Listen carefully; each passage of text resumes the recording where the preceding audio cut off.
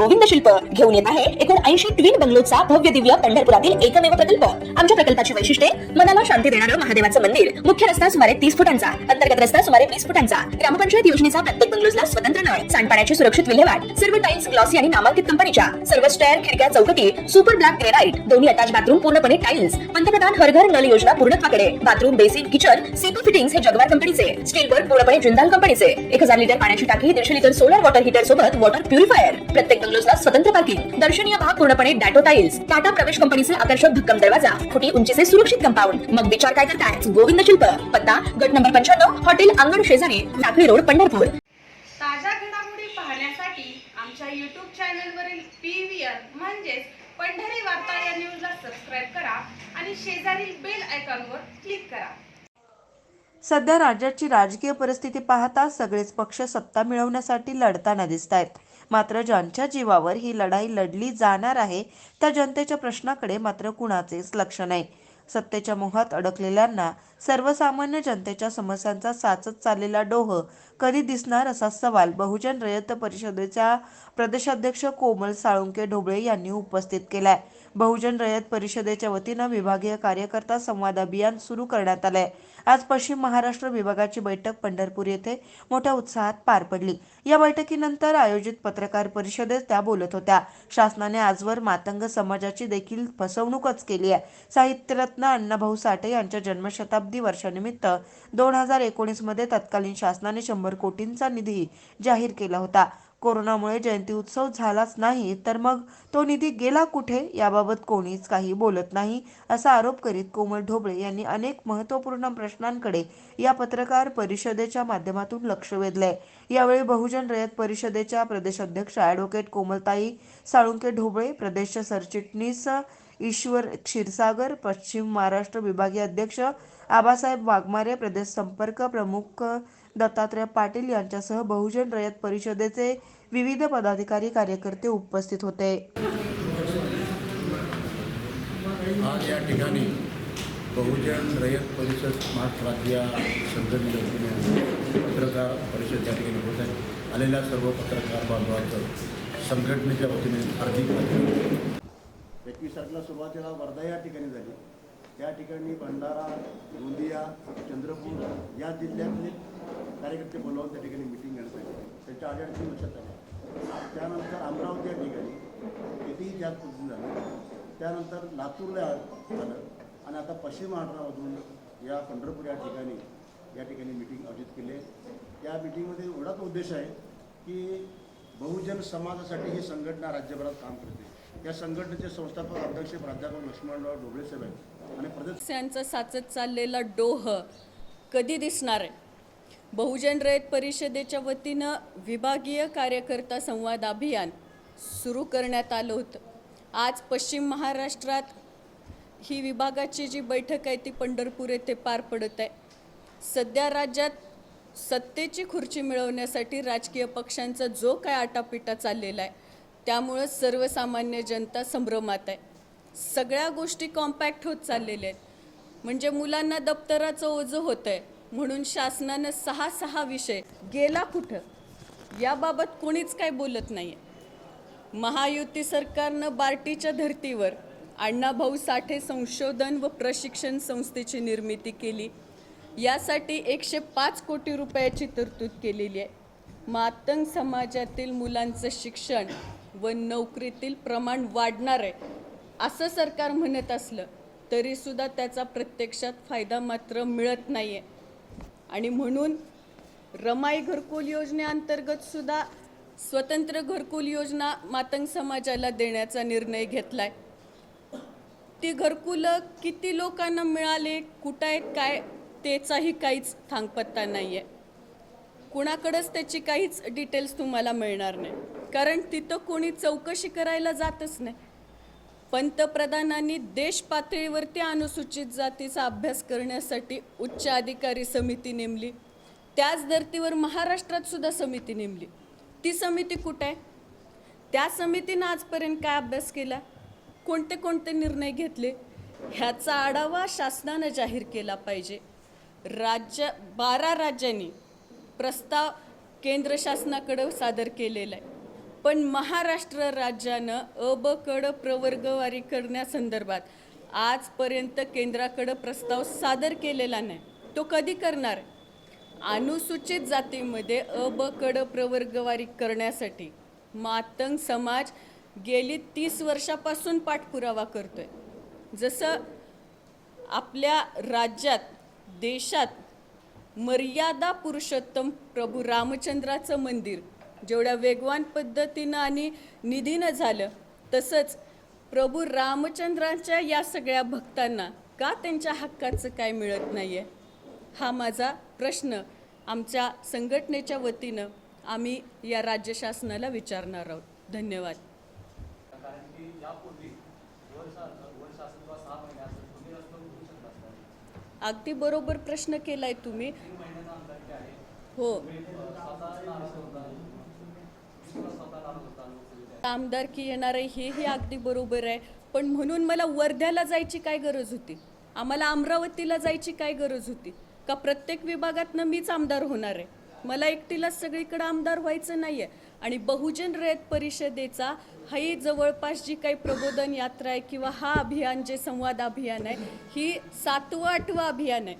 दर वर्षाला किंवा वर्षातून 2 ते 3 वर्षातून एकदा बहुजन रयत परिषद अशा पद्धतीचं एक अभियान करतच असते आणि त्या पद्धतीचं आम्ही अभियान केलेलं आणि त्यामध्ये हे जे काही प्रश्न आलेले आहेत ते आम्ही राज्य शासनापुढं मांडतोय. आणि आमदारकीबद्दल जे तुम्ही बोलताय ना, माझ्या एकटीच्या आमदारकीचा प्रश्न नाही आहे, 29 आरक्षित विधानसभा मतदारसंघाचा प्रश्न आहे. मग त्याच्यामध्ये मी एकटी आमदार होईल की नाही तो विषय मला महत्त्वाचा नाही आहे, पण 12 बलुतेदारांपैकी किती जण आमदार होणार आहेत ते आम्हाला महत्त्वाचं आहे. आत्ता मी त्याचंच उत्तर दिलं साहेब. सत्तेशिवाय कोणत्याही प्रश्नाचं उत्तर सापडत नाही. बहुजन रयत परिषद आपले सीट उभा करणार आहे का चर्चा करताय? आत्ता आम्ही हे जे काही अभियान राबवलंय, मी जसं की सांगितलं, मी पुन्हा एकदा सांगते, दर 2 ते 3 वर्षातून आम्ही असं राज्यभर अभियान राबवतो आणि आढावा घेत असतो. ते आढावा घेत असताना सुद्धा आम्हाला असं लक्षात आलं की बऱ्याचशा आरक्षित मतदारसंघावरती ह्या 12 बलुतेदारांचा विचार केलेला नाही आहे. मी आवर्जून असं म्हणलं की माझा मित्र, माझ्या बायकोची मैत्रीण किंवा माझे नातेवाईक म्हणून जिथं तिथं ह्या उमेदवारी दिल्या जात आहेत, तो क्रायटेरिया निघणार आहे की नाही. आणि मी 29 विधानसभा मतदारसंघाबद्दल बोलते, मी नाही म्हणत नाही, पण 29 विधानसभा मतदारसंघाबद्दल विचार करत असताना तुम्ही ह्या 12 बलुतेदारांपैकी अनुसूचित जातीचे जे आरक्षित मतदारसंघ आहे त्या प्रत्येक विभागणी तुम्ही केली पाहिजे. तशी विभागणी झाली नाही. 5 लोकसभा मतदारसंघात सुद्धा उमेदवारी देत असताना जातीनिहाय तुम्ही 5 उमेदवार कुठल्या कुठल्या जातीचे दिले ते बघा. म्हणजे तुम्ही इथं सुद्धा पूर्णपणे सत्तेत तर येऊच देत नाही आहे आणि सगळ्याच गोष्टीपासून तुम्ही वंचित ठेवताय. हे कशासाठी?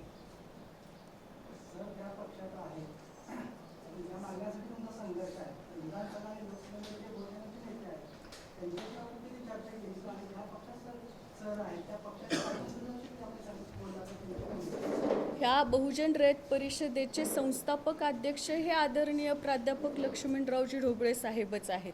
आत्ता जवळपास 10 वर्ष म्हणलं तरी कमी होणार नाही. साहेबांनी जेव्हा पक्षात प्रवेश केलाय तेव्हापासून आमच्या संघटनेचा एक प्रोटोकॉल आहे. आमचं जे काही कामकाज चालतं संघटनेचं किंवा जे काही आंदोलन होणार असेल, काय असेल, त्याच्याबद्दल आम्ही साहेबांशी चर्चा केलेली असती. त्यांनाही आम्ही त्याच्याबद्दल इंटिमेशन दिलेलं असतं. शिवाय आमचं सगळ्यात पहिल्यांदा निवेदन जर कोणाला जात असेल तर ते संस्थापक अध्यक्ष म्हणून ढोबळे साहेबांना जातं आणि त्याच्यानंतर संबंधित व्यक्तीला, संबंधित मंत्र्यांशी किंवा त्या संबंधित अधिकाऱ्यांकडे साहेब आमच्याकडे शिफारस करण्यासाठी आम्हाला घेऊन जात असतात आणि तशा पद्धतीनं आम्ही ह्या प्रत्येक गोष्टींचा आढावा त्यांना त्यावेळी दिलेला आहे. पण तिथंसुद्धा आमच्याशी न्याय झाला आहे असं आम्हाला वाटत नाही. एक काय एका सत्ताधारी पक्षात काम करत आहे, तरीही बहुजन रयत परिषदेला सामाजिक प्रश्नांसाठी आणि विविध जाती आणि घटकांच्या प्रश्नांसाठी असं आंदोलन करावं लागतं. अभियान त्यांचंच अपयश आहे. कारण राजकीय पक्ष कुठला का असेना, सत्ता कोणाची का असेना, आम्ही मुळात राज्यासमोरच्या प्रश्नाकडं जे काही आहेत प्रश्न, एवढे घन प्रश्न आहेत, प्रत्येक क्षेत्रामध्ये प्रश्न उभा आहेत. शैक्षणिक क्षेत्रात आहे, शासकीय नोकऱ्यांमध्ये आहे, सगळ्या शेतकऱ्यांचे प्रश्न आहेत. पण राज्य शासनाला, सत्तेत जी पण सरकार आली त्या सरकारला ह्या प्रश्नांकडे बघायला वेळच नाही आहे. आणि आता तर काय, प्रत्येकाला तुकडे, अजून किती तुकडे होणार आहेत आणि कोण कोण सत्तेत बसणारे माहीत नाही आहे. म्हणजे सगळ्यांचंच कन्फ्युजन आहे की पहिल्यांदा कसं होतं, एखाद्या आमदाराचं नाव आलं की पटकन त्याचा पक्ष सांगता येत होता. आता ते बघावं लागतं हे नेमके कुठल्या ह्याचे आहेत का. मला तर वाटतं आता भविष्यात असं पण होईल की एखादा मंत्री शपथविधीचं त्यांचं जर नाव जाहीर झालं, शपथविधी घ्यायला जाईपर्यंत पण ते कुठल्या पक्षातून घेणार आहेत काय हे सांगू शकणार नाही आपण. म्हणजे निव्वळ ठिल्लरपणा लावलेला आहे सरकारनं. या सरकारवर तुम्ही नाराज असाल तर मग बहुजन रयत परिषद आगामी विधानसभेला काय भूमिका घेणार आहे, काय सांगू? आता आम्ही ह्या पूर्ण विभागीय दौऱ्यामध्ये सगळ्याच विभागातला आढावा घेतलेला आहे की कुठल्या कुठल्या विभागात अशा ह्या 12 बलुतेदारांपैकी इच्छुक उमेदवार कोण आहेत. तशी एक आम्ही आमच्या परीनं संभाव्य यादी प्रत्येक विभागाची तयार केलेली आहे. आम्ही काय असं म्हणत नाही आहे की फक्त एकट्या ह्याच जातीला उमेदवारी द्या. 12 बलुतेदारांपैकी हे लोक इच्छुक आहेत. मग ते आमच्या संघटनेचे असो नसो, ते कुठल्याही पक्षाचे असो किंवा नसो, एक सामान्य व्यक्ती जरी असेल आणि तिचं सामाजिक कार्य चांगलं असेल तर तशा व्यक्तींची यादी करून आम्ही त्यांची शिफारस प्रत्येक पक्षाकडे करणार आहोत. आता 40 वर्षापासून संघटना स्थापन झालेली आहे वर्षापूर्वी, पण कुठल्याही म्हणजे संघटनेची जी चौकट आहे वैचारिक, ती ही सांगते की तुम्ही कुठलाही विषय मांडत असताना संघटना ही फक्त रस्त्यावर उतरून दगड मारण्यासाठी नाही आहे. तुम्ही तुमच्या शिक्षणानं कुठलाही विषय असेल तर तो वैचारिक पद्धतीनं त्याची दाद मागितली पाहिजे. त्याच्यामुळं आम्ही प्रत्येक गोष्ट ही निवेदनानं सगळ्यात आधी पुढं आणतो. आणि ते करत असताना ह्या 2 वर्षामध्ये, म्हणजे संघटना जरी एवढी जुनी असली तरी माझी स्वतःची नियुक्ती होऊनच 3 वर्ष झालेली आहेत.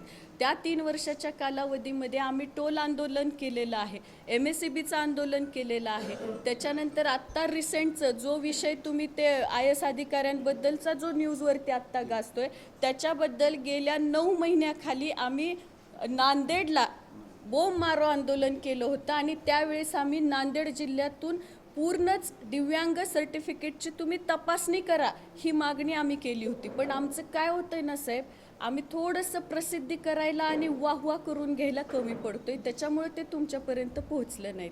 त्यात माझी चूक नाही आहे. प्रत्येकाला आपापल्या पदावरती काम करत असताना किंवा वैयक्तिक काम करत असताना राजकीय भूमिका घेण्याबद्दलचं स्वातंत्र्य प्रत्येकाला आहे. त्याच्यामुळे ते त्यांचा निर्णय घेतील. लोकसभा निवडणुकीत प्रणिती शिंदे विरोधात कोमल डोळे असल्याचं चित्र वेगळं दिसणार असं बोललं जातं. त्याच्याबद्दल तुमची काय म्हणणं? माझ्या बदल्यात एक महिला खासदार झाली ह्याचं मला खूप मोठं समाधान आहे. आणि ती झालेली गोष्ट आहे. त्याच्यापेक्षा घन प्रश्न जे आहेत सर्वसामान्य जनतेचे ते खूप जास्ती आहेत आणि त्याच्यावर जास्त लक्ष केंद्रित करून काम करण्याची मला जास्त गरज वाटते.